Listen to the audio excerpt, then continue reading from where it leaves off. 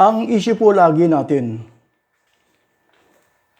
o lagi ko pong itinuturo, kilalanin natin yung kinikilala nating pagtitipon o pagsamba. Maraming iba't ibang klase ng pagtitipon o pagsamba. Pero hindi po lahat katanggap-tanggap sa harap po ng Diyos. Hindi po lahat. Meron pong binabanggit dito sa Mateo, Kapitulo 15. Dito sa magandang balita Biblia po, babasahin ko sa inyo. Kapitulo 15, talatang 8 hanggang 9. Mas maganda po rito sa 7. Mga mapagpaimbabaw, tamang hula ni Isaias tungkol sa inyo. Paggalang na handog sa akin ng bayan ko'y paimbabaw lamang, sapagkat sa bibig at hindi sa puso ito bumubukal. Pagpurit pagsambang ginagawa nila'y walang kabuluhan. Utos ng tao ang itinuturong utos ng may kapal. Kaya hindi po lahat ng pagsamba o pagtitipon na nakikita natin ay katanggap-tanggap po sa harap ng Diyos. Susuriin natin. Kasi po, kinakailangan nating magsuri.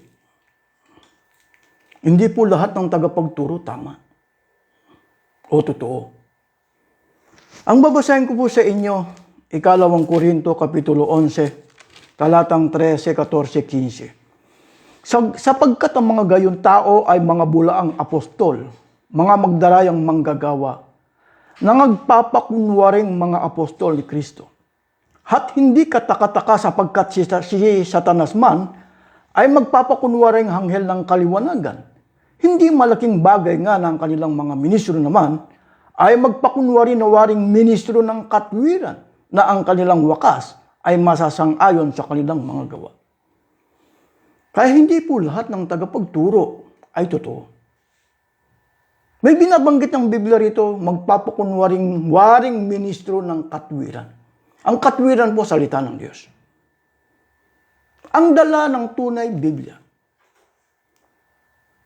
Kahit po yung mga bulaan, ang hawak nila, Biblia. Pero kinakailangan magsuri po tayo, magsisiyasat. Kung tama yung kanilang ginagawa.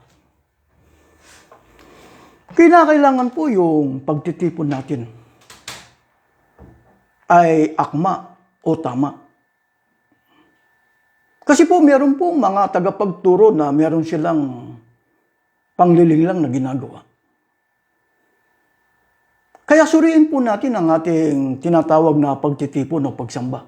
Baka ang natutunan nyo lang ay pag-awit. Baka salita ng Diyos, wala kayong natutunan. May napapakinggan kayong binabasa ng mga pastor ninyo, mga ministro. Pero meron kayong hindi nagagawa sa panahon ng pagsamba ninyo, pagtitipon.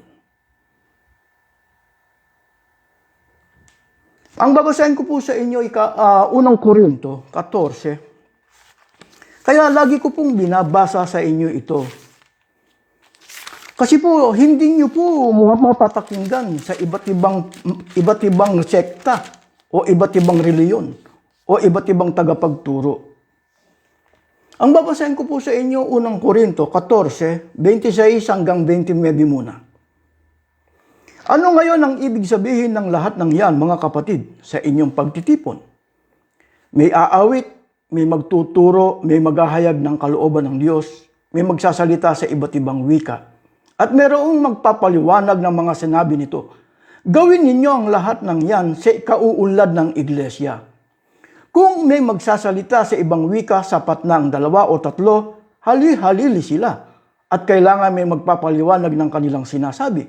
Ngunit kung walang magpapaliwanag, manahimik na lamang ang bawat isa at makipag-usap ng sarilinan sa Diyos.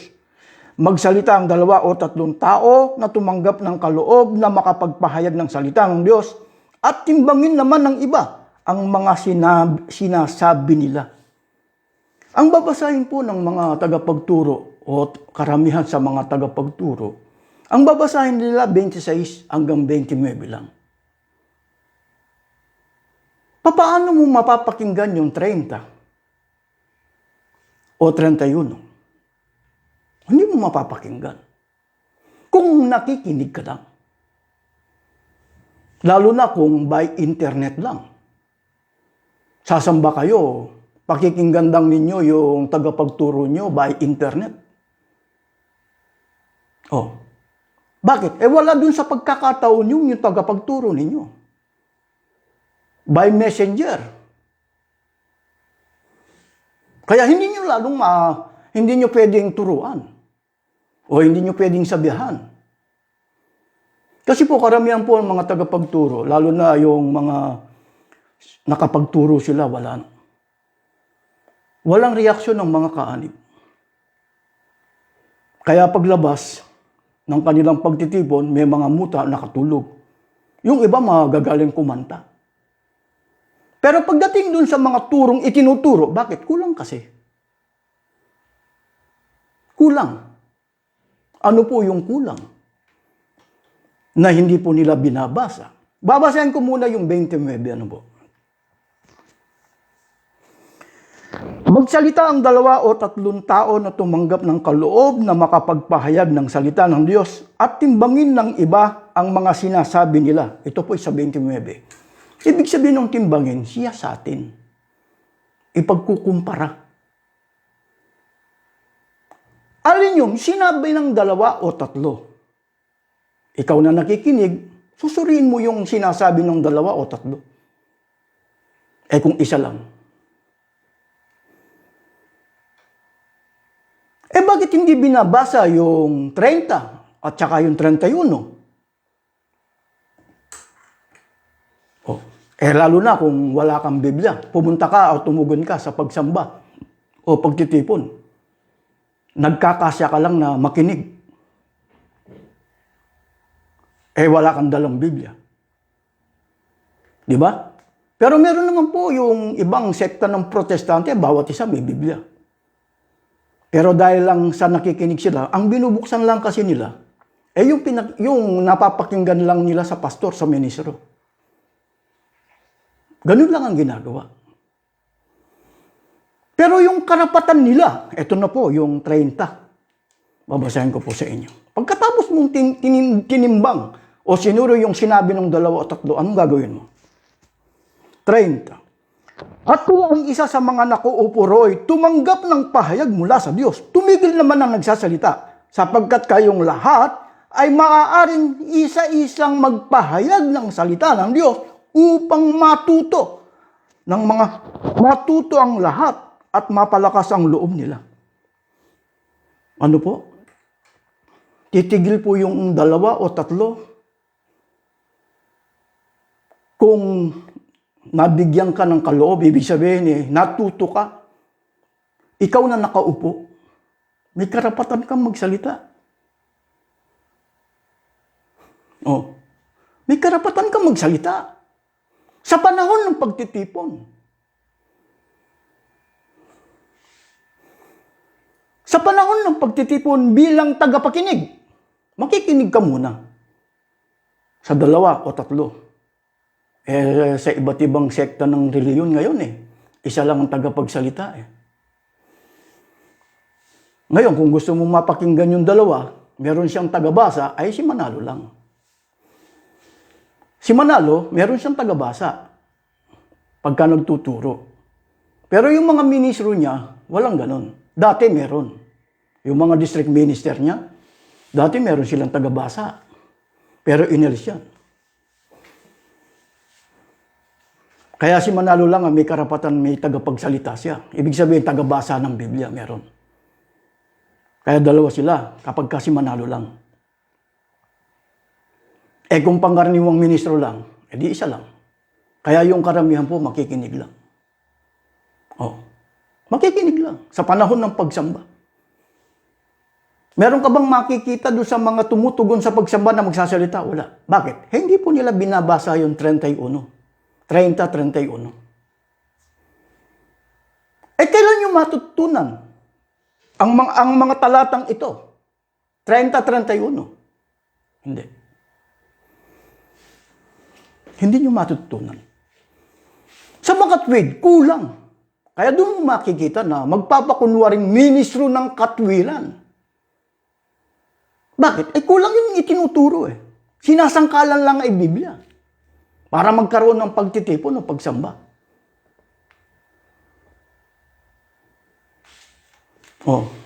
Sinasangkalan lang. Bakit? Kailangan kasi pera lang eh. Halimbawa, ito po, ang gagawin ng mga tagapagturo ninyo sa panahon ng pagsamba. Itong talatang ito, mga talatang ito po, sa ikalawang Tesalonika, bibigyan ko po kayo ng halimbawa. Ano po?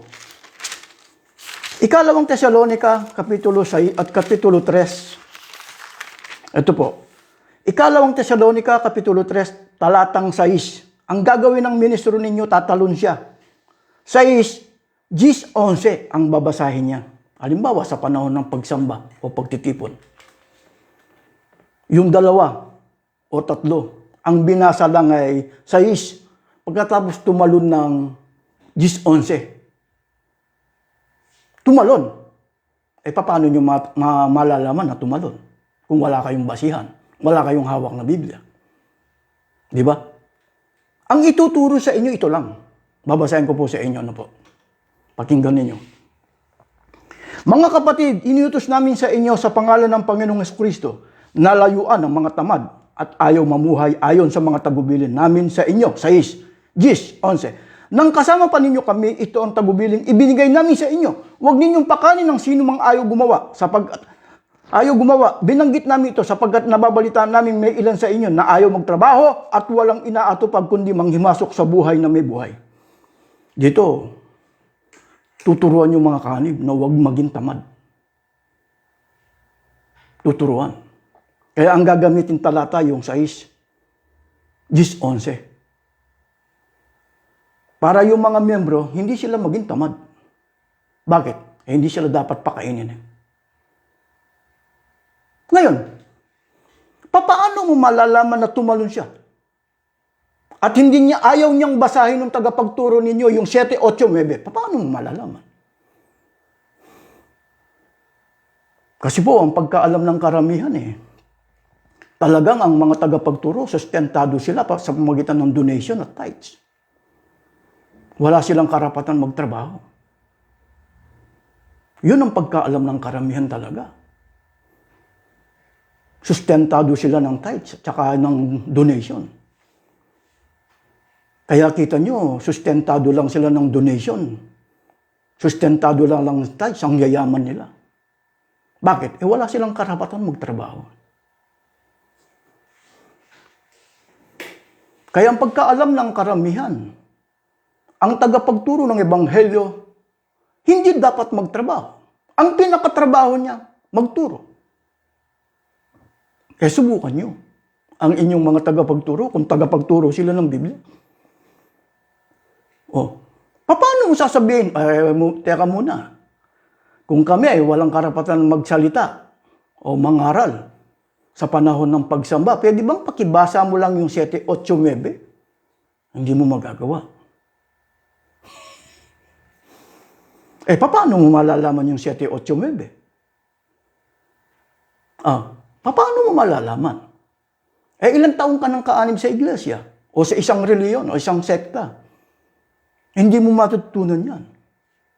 Ubus na ang yaman mo. Naghihirap ka na sa magitan ng reliyon. Hindi mo matututunan ng mga talatang ito. Bakit? Mga tagapagturo niyo, magpapakunwari-nawaring ministro ng katwiran.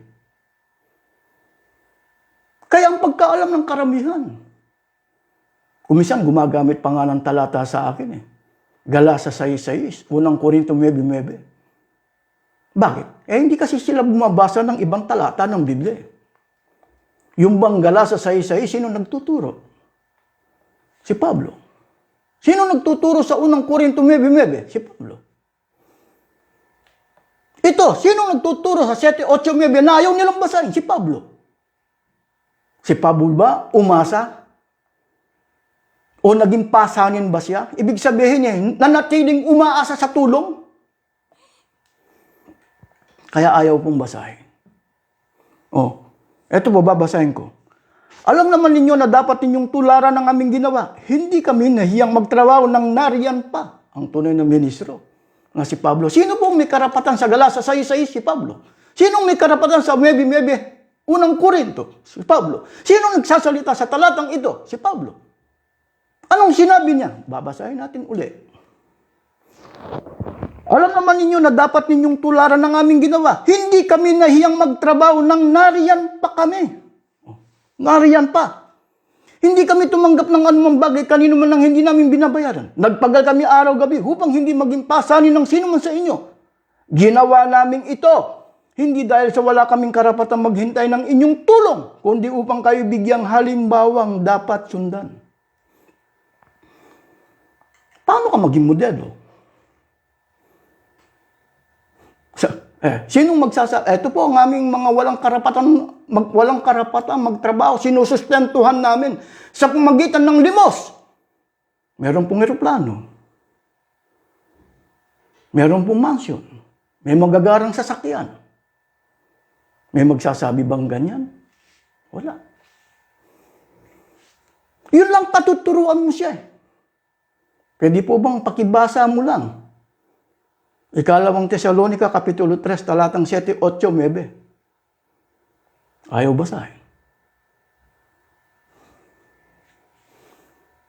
Kung wala kang karapatan magturo o mangaral, pababasain mo yung tagapagturo mo. Ay, hindi. Nakinig ka lang. Kasi po ang tatandaan po natin, kapag ka maling reliyon, maghihirap ka.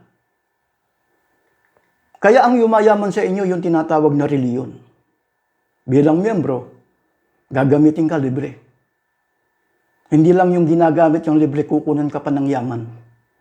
Kasi nagbibigay ka. Panahon mo lang, libre na. Pabigat na yun, ha? Samantalang yung binibigyan mo, ang yayaman nila. Manapa, nakikita mo, ipinagmamalaki mo ang yaman ng inyong reliyon, bibigay ka pa rin. Ang pinakalayunin po kasi ng mga bulaang propeta, tagapagturo, ito po yung pinakalayunin nila.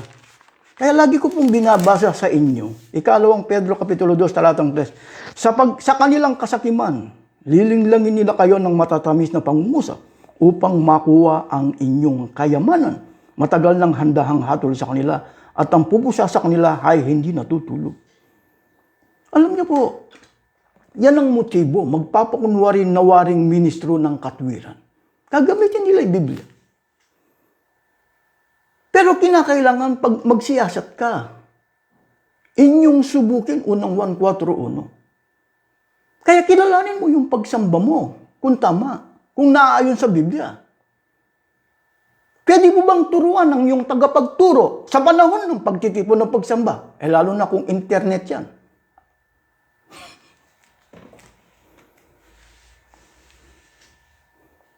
Kaya ang pagsamba nila, 1 oras lang. Ang may karapatan lang magsalita, yung pastor, ministro.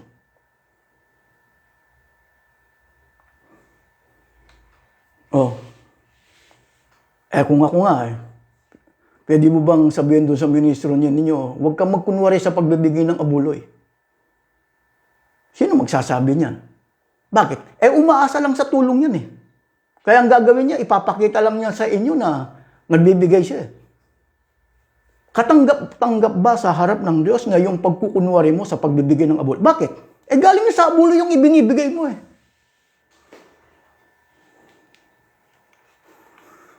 Kaya magagara yung kanilang kapilya. Magagara. Kung minsan nasasabi pa nga ng iba solemn. Paiyak-iyak pa. Lalo na kung napakalaki, napakagandang kapilya. Ibig sabihin, hindi pangkarniwang pera yan na ginamit. Pero yung may silbi ba sa harap ng Diyos, yung pagsambang isinasagawa ninyo? Isaiah 24:15-16. Paborito ng iglesia ni Manalo to Kaya't luwalhatin ninyo ang Panginoon sa silanganan, sa makatwid bagay ang pangalan ng Panginoon ng Diyos ng Israel sa mga pulo ng dagat. Mula sa kaduluduluhang bahagi ng lupa'y nakarinig kami ng mga awit kaluwalhatian sa matwid. Ngunit aking sinabi, namamatay ako, namamayat ako sa aba ko, ang mga manggagawang taksil ay nagsisigaw ang may kataksilan, oo. Ang mga manggagawang taksil ay nagsisigaw na may lubang kataksilan. Kahit pagandahin mo ng pagandahin yung kapilya, kung mali naman ang isinasagawa ninyong pagsamba, wala kang karapatan magsalita sa ministro ninyo o sa pastor ninyo Ang pastor ninyo, hindi nyo pwedeng turuan. Hindi kayo matututo. Bakit? Hangad ng inyong mga pastor, magtatayo ng eskwelahan Kung tutusin sa panahon pa lang ng pagsamba, pwede ka nang maging ministro Pwede ka nang maging pastor Kaya lang, hindi mo pwedeng turuan yung pastor nyo, ministro niyo sa panahon ng pagsamba. Lumalaganap ngayon yung pagkukunwari sa pagbibigay ng abo. Teka muna, kapatid Kaya nung may nakausap akong iglesia ni Manalo, ikaw saan ka kukuha ng ibibigay mo bilang miyembro?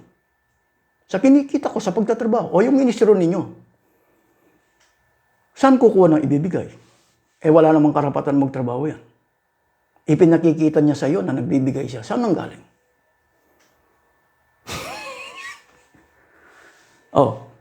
Sinabi bang ng Diyos o sinabi ba ni Kristo, yung mga ministro ko magkunwari sa pagbibigay ng abuloy sa panahon ng pagsamba o pagtitipon? Pwede mo bang turuan yung kapatid tayo'y nananalangin. Paiyak-iyak ka pa.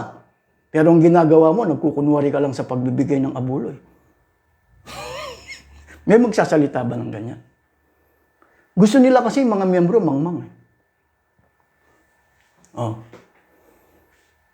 Bakit? Wala kang karapatan magsalita Pwede mo bang turuan yung tagapagturo mo, kapatid ikaw hindi mo na iniintindi yung pagkain. Bibigyan ka. May kotse ka, may bahay ka. Pwede ka bang maghanap ng tuturuan? Gayahin mo si Kristo kasi ang ginagawa mo lang yung katulad ng babaeng Samaritana. Ipinapagawa mo sa amin kung ano yung ginagawa ng Samaritana. Pero hindi mo pwedeng gawin yung ginagawa ni Kristo. Na maglalakbay siya, maghahanap siya ng babaeng Samaritana. Ayan ang kotse. Wala kang problema sa gasolina. Kukunin mo sa voluntary contribution. Yung kakainin mo, wala kang problema. Ibibigay sa pamamagitan ng voluntary contribution. Maghahanap ka ba? Pwede ka ba maghanap ng tuturuan mo? Personally, maghahanap ka. Huwag yung dadali lang namin sa kapilya. Hindi mo pwedeng turuan ng gano'n ng mga ministro ninyo. Wala kang intindi. Naglalaki yan ng mga tiyan nyo. Para kayong mga pulis. Pwede mo bang turuan ng gano'n? Hindi. Kailangan titingnan at susurin ninyo yung pagsamba ninyo o pagtitipon. Hindi yung ang layo ninyo lang ninyo kasi yung iba, may napakinggan ako kahapon. Ano man ang gawin ng mga tagapagturo namin sa ibinibigay namin, wala na kaming problema ron. Ba, hindi. Problemado ka. Bakit? Bukas makalawa sa PCSO ka lalapit. Kung kanino ka lalapit. Bakit? Hindi mo malapitan ng reliyon ninyo sa panahon na ikaw ay gipit ka. Ipagmalaki mo man yung reliyon mo na mayaman. Walang silbi yan pagkagipit ka. Bakit? Hindi ka tutulungan. Kaya yung pagtulong na ginagawa nila, puro pakitang tao lang yan.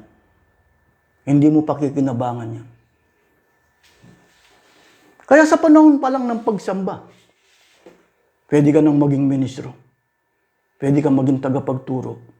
Ang una mong tuturuan yung tagapagturo. Para hindi man loko o mandaya. Teka muna kapatid, hindi mo ata binabasa yung mga talatang ito ang nakalagay bawat isa magbigay. Ikaw, hindi ka naman nakakapagbigay. Bakit? Wala kang karapatan magtrabaho Kami, tuturuan mo kami na huwag maging tamad. Ikaw, lantaran, wala kang karapatan magtrabaho. wala siyang karapatan magtrabaho. Ayaw niyang basahin ng mga talata ng Biblia. Anong silbi pa ng mga Biblyang yan? Ang layo nilang nila kunin ang inyong kayamanan.